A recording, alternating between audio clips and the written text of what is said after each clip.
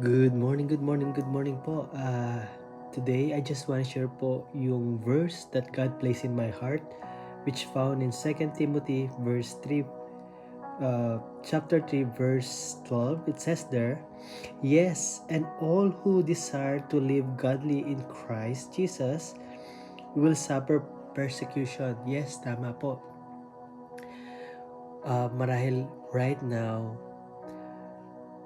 nung tinanggap mo si Lord Jesus, probably natanong mo rin, bakit kung kailan tinanggap ko si Lord Jesus, bakit ngayon na nasa akin, nasa puso ko si Lord Jesus, ngayon nakakaranas ako ng mga masasakit, nakakaranas ako ng persecution, nakakaranas ako ng mga bagay na hindi ka nais-nais, iniiwan ako, um, nakakaranas ako ng mga hardship, um, para bang ako na lang mag-isa, lagi ako nasasaktan, para bagang lagi akong iniiwanan ng lahat.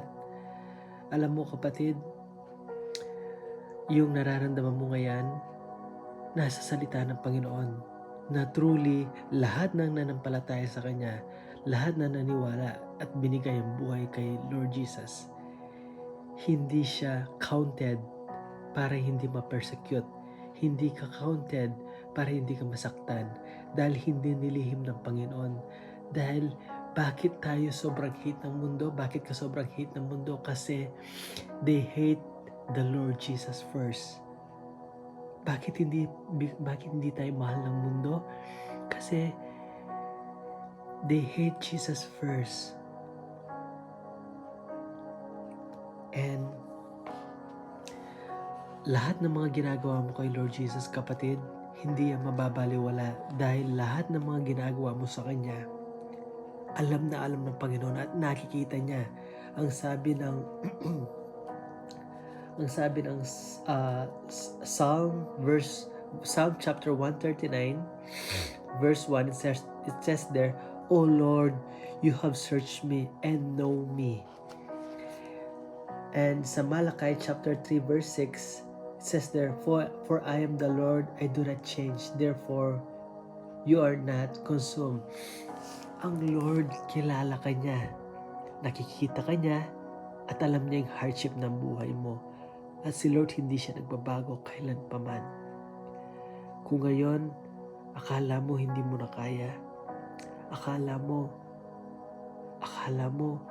wala nang patutunguhan to, wala namang answer sa mga prayer ko, tila bagang hindi ko na alam ang gagawin ko. Come to the Lord Jesus Christ. Come to the God of hope. Sabi ng John verse 13-14, Jesus himself said, "Ask anything in my name so that the Son will glorify the Father." Inulit niya sa verse 14, "Ask anything in my name and I will do it."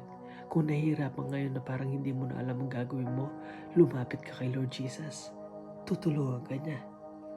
Bibigyan ka niya ng rest na hindi kayang ibigay ng mundong ito. Bibigyan ka ng strength ng Lord na kayang na itong mundong ito hindi niya kayang ibigay. Lumapit ka sa Kanya. Lumapit ka at tutulungan ka niya. Maniwala ka, don't give up. Don't give up, kapatid. Kung ano man pinagdadaanan mo ngayon,